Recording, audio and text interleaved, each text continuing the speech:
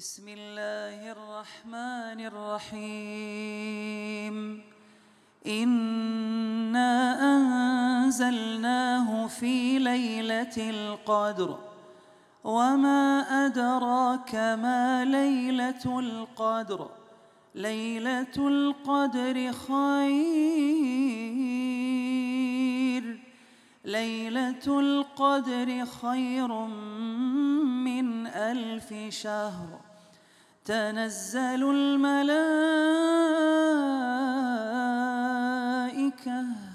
والروح فيها بإذن ربهم من كل أمر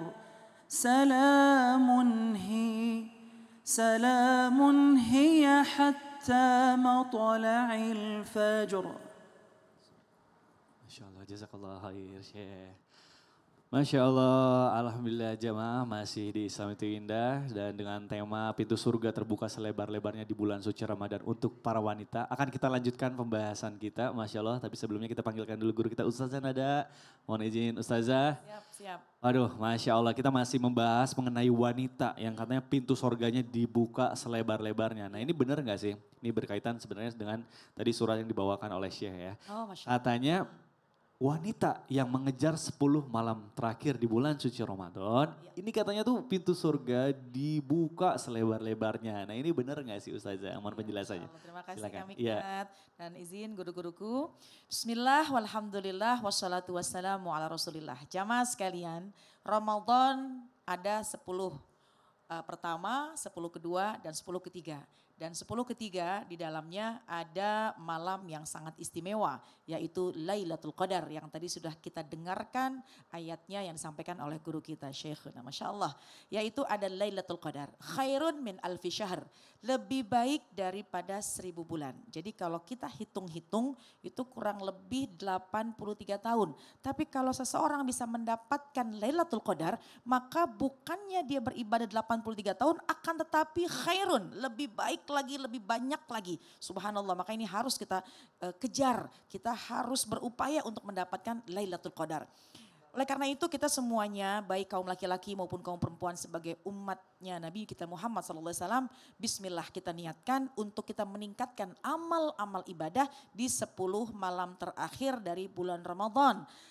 Cuma ada beberapa yang sering dibahas dan sering ditanya terkait dengan kaum perempuan.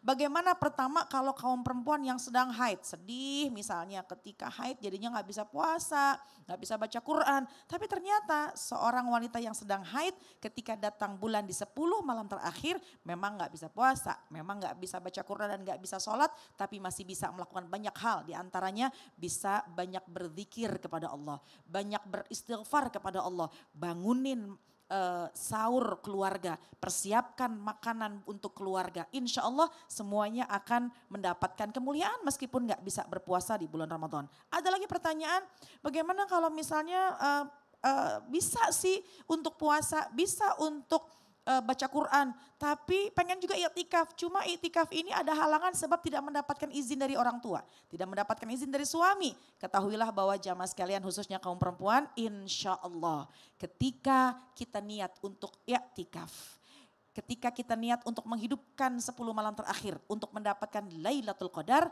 dimanapun, memang yang paling mulia kita hidupkan malam, kita beribadah di rumahnya Allah, fi baitin min buyutillah, yaitu di rumahnya Allah, di masjid-masjid.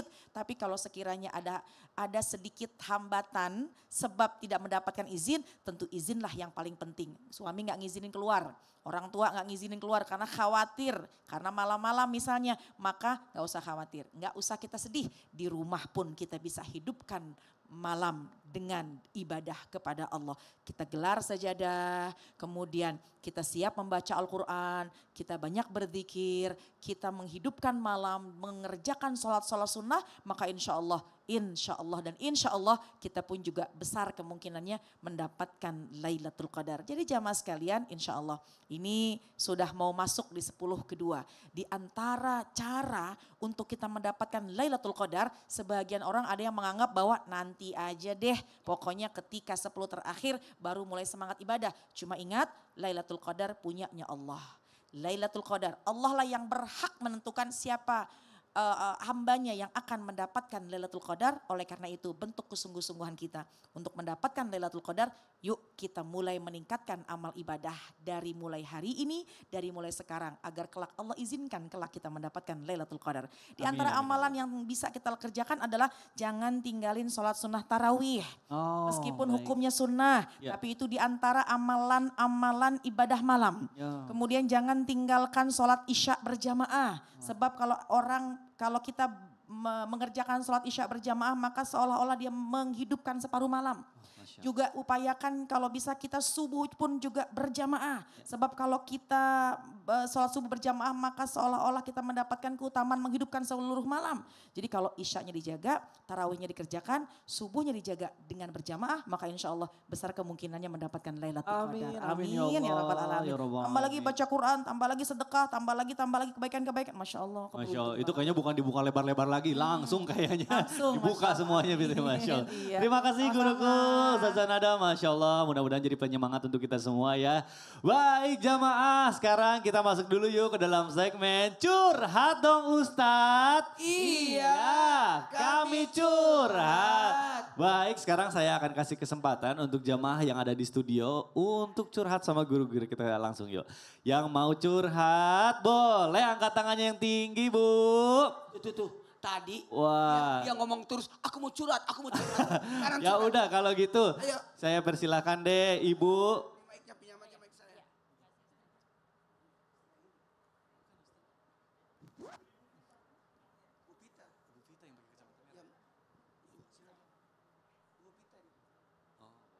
Baik Ibu, silakan.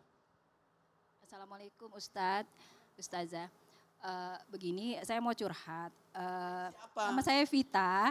Namanya Bu Baik, Ibu Vita. Nama saya Vita dari Majelis Taklim Ikro Muslimah, Komplek Lemigas, Meruyung, Limo, Depok. Baik, boleh tepuk tangan dulu. Masya Allah. Mungkin kita panggilkan dulu Ustadz Maulana dan Ustazah Nada ya. Di tengah-tengah kita juga Ustazah, silakan. Ya.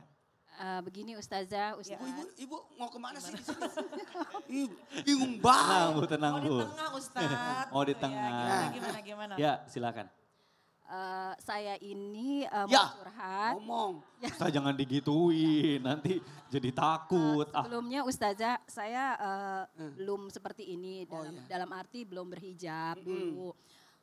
Tapi alhamdulillah Allah panggil saya untuk berhijab. Amin ya Allah, amin. Allah ya Rabbal. Tapi sampai saat ini saya masih berpikir, apakah dosa-dosa saya dulu itu Allah bisa ampuni, karena mungkin ibadah saya dulu mungkin belum sebaik, sekarang juga belum baik ya Ustazah ya. Cuman saya berusaha untuk baik. Tapi ya itu kepikiran sama saya.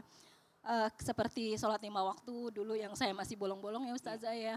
Yang saya belum tahu ilmunya gitu. Jadi kalau misalnya teman-teman sholat, saya sholat gitu kan. Tapi terkadang dulu saya suka meninggalkan sholat 5 waktu. Terus nggak cuma itu aja Ustadz, mungkin ada ibadah-ibadah lain yang mungkin saya tinggalkan begitu saja, yang sampai saat ini mungkin saya berpikir, ya Allah, sholat 5 waktu itu udah berapa kali saya tinggalkan gitu ya. Dan apakah semua yang saya tinggalkan itu, ibadah-ibadah yang saya tinggalkan atau hal-hal yang saya lakukan itu, apakah bisa saya perbaiki ya Ustazah ya. Baik Ibu. Karena mengingat usia saya juga udah di atas 40. Baik. Ya Ustaz. Mau dengar nggak? Boleh Ustaz. Coba Ibu baca, tarik napas dulu. Istighfar. Astagfirullahaladzim. Sekali lagi. Astagfirullahaladzim. Tahu nggak Bu? Ya. Ini bulan maghfirah, bulan ampunan. Kesempatan Ibu perbanyak salat sunat taubat. Salat sunat taubat. Jadi bangun malam salat sunat taubat. Ambil kesempatan untuk bermunajat. Oh iya. Memohon ampun sama Allah. Ya Ustaz. Ya. Karena dosa itu ada 3 sebenarnya. Yang pertama dosa yang berhubungan dengan Allah. Kemudian dosa yang berkaitan dengan diri kita. Ya. Dan yang ketiga dosa kepada sesama manusia. Cari keridhaan semua orang. Jangan sampai ibu menyakiti perasaan orang. Maka jalin silaturahmi, datangi keluarga. Coba ibu kesempatan nih. Mumpung ibu ada di TV, silakan ucapkan permohonan maaf kepada orang tua. Minta maaf. Assalamualaikum, Mam. Assalamualaikum, Pak. Minta maaf. Vita minta maaf. Kalau Vita sampai saat ini masih memiliki dosa sama mama sama papa. Tapi di hati Vita yang paling dalam, Vita sangat menyayangi mama sama papa. Doain Vita, Ma. Pak. Supaya Vita bisa lebih baik lagi. Amin. Amin, amin ya Allah, ya Rabbal Alamin. Ridallah fi ridal walidain, sutullah sutul walidain. Jadi nanti kalau selesai dari sini pulang, orang tua ada di mana sebenarnya? Ada Ustadz. Ada di rumah. Enggak di rumah sih, harus ke rumah orang tua. Ya, nanti datang. Insya Allah. Yang paling pertama, tiap ada orang mengaku, aku punya dosa, datangi orang tua, minta maaf, minta ampunan, minta keridhaannya, ya. Ya Ustadz. Baik, Ustazah Nada mungkin Masya mau Allah, lah Ibu. tambahkan. Tahu nggak ada Ya, loh Ustaz. air mata, Ya. ya air mata yang bisa mengharamkan kita disentuh oleh api neraka. Insya Allah. Air mata yang menetes sebab takut kepada Allah. Takut. Sebab khawatir dosanya tidak terampuni. Betul. Air mata yang menetes khawatir amal-amalnya tidak diterima. Betul Ustazah. Khawatir bahwa Allah itu tidak menghapuskan dan tidak memaafkan. Iya. Tapi insya Allah pada pagi hari ini kita saksikan dan ibu juga merasakan hati yang deg-degan, air mata yang menetes, insya Allah itu tanda-tanda keimanan yang meningkat dalam hati kita. Insya Allah, Dan Ustaz. insya Allah air mata itu akan menjadi saksi bahwa kelak ibu ingin bersungguh-sungguh memperbaiki, ingin sungguh-sungguh berhijrah. Sebab la taqnatu min rahmatillah, jangan khawatir dengan rahmatnya Allah.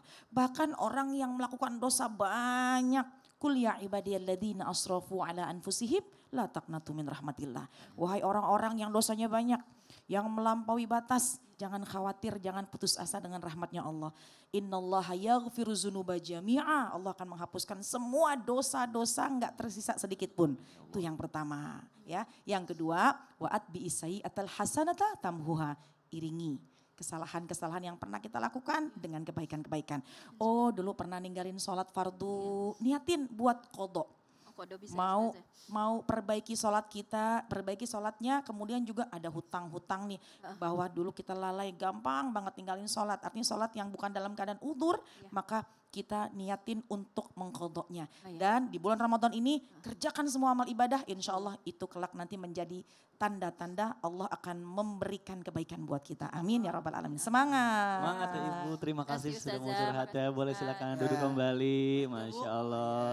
Baik, Ustadz Maulana juga boleh duduk kembali. Terima kasih, Kak Mikdad. Ustazah Nada di sini aja karena masih ada pertanyaan tapi Oh, kita iya. akan dan curhatan dari sosmed tapi kita Iya. panggilkan dulu Ustadz Syam, mohon izin Ustadz Syam kita sama-sama bacakan gantian karena jamaah yang ada di studio udah sekarang kita kasih kesempatan untuk pertanyaan atau curhatan dari Instagram @naila. Nih yuk kita bacakan sama-sama. Assalamualaikum Ustadz. Ya. Waalaikumsalam wabarakatuh. Ini Ibu Naila dari Palembang. Oh, wong Kitogalo.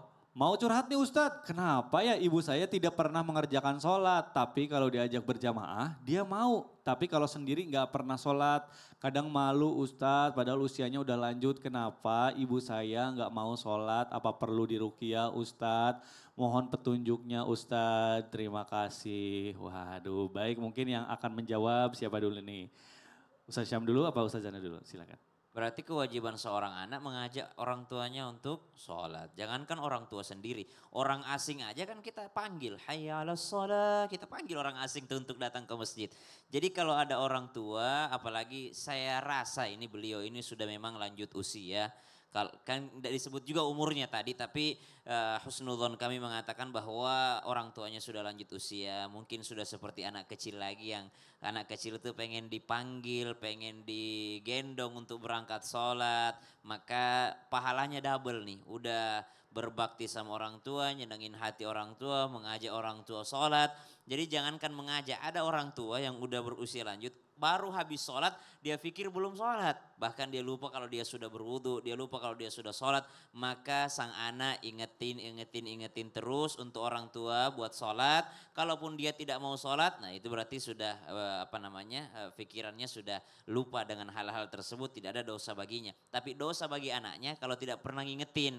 Jadi anaknya ngingetin orang tuanya, anaknya kalau orang tuanya pengen berjamaah. Ustaz saya sudah sholat lagi nggak masalah. Sholat lagi, kenapa? Menemani orang tua dalam rangka menemani orang tuanya berjamaah tadi. Masya Allah. Kalau Ustazah mungkin mau nambahkan gimana? Iya, yang namanya takwa itu adalah khauf minal jalil sirron au alaniyah.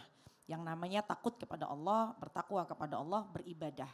Ya, beribadahnya bukan hanya lagi di rame-rame aja gitu, tapi meskipun sendirian tetap beribadah. Oleh karena itu kita niatkan untuk bisa senantiasa bersemangat buat diri kita dan juga mungkin buat keluarga kita, buat orang tua kita. Kita tadi sudah mendapatkan masukan ya dari Ustadz Syam.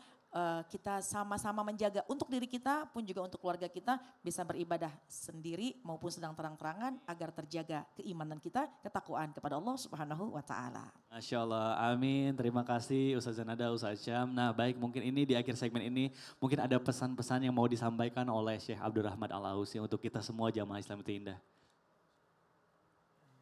Bismillahirrahmanirrahim. Ana عندي كلمة وتوصية.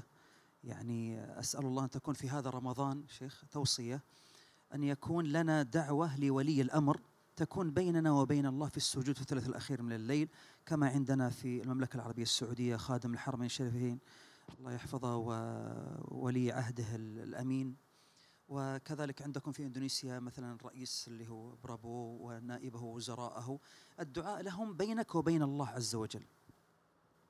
Nasihat dari beliau. Di bulan Ramadan ini di mana mustajab doa-doa kita, maka sempatkan betul berdoa untuk pemimpin negeri kita, untuk pemimpin daerah dan para pemimpin yang kemudian membersamai kita. Sebagaimana beliau dan juga para imam di Saudi Arabia mendoakan raja, maka kita mendoakan presiden kita, mendoakan semua yang kemudian memerintah. Sebab ketika mereka baik, kita pun akan kebagian baiknya. Baik, doa.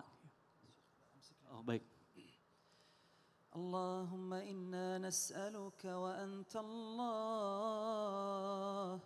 Allahumma inna nas'aluka an tu'tiya li kulli wahidin minna mas'alatah wa khayran mimma yas'al. يا جواد يا كريم يا رحمن يا رحيم اللهم اغفر للمسلمين والمسلمات والمؤمنين والمؤمنات الأحياء منهم والأموات اللهم أعز الإسلام والمسلمين وأذل الشرك والمشركين ودمر أعداء الدين واجعل اللهم إندونيسيا آمنة مطمئنة وجميع بلاد المسلمين اللهم صل وسلم وبارك وأنعم على سيدنا وحبيبنا محمد وعلى آله وصحبه أجمعين. Amin, amin ya Allah, ya Rabbal Alamin. Terima kasih Syekh, terima kasih sudah ada di sini, terima kasih semuanya. Akhir kata saya Mikdad Adausi mohon undur diri, mohon maaf apabila ada kesalahan. Wabillahi taufiq wal hidayah. Wassalamualaikum warahmatullahi wabarakatuh. Waalaikumsalam warahmatullahi wabarakatuh. Asyhadu an la ilaha illallah.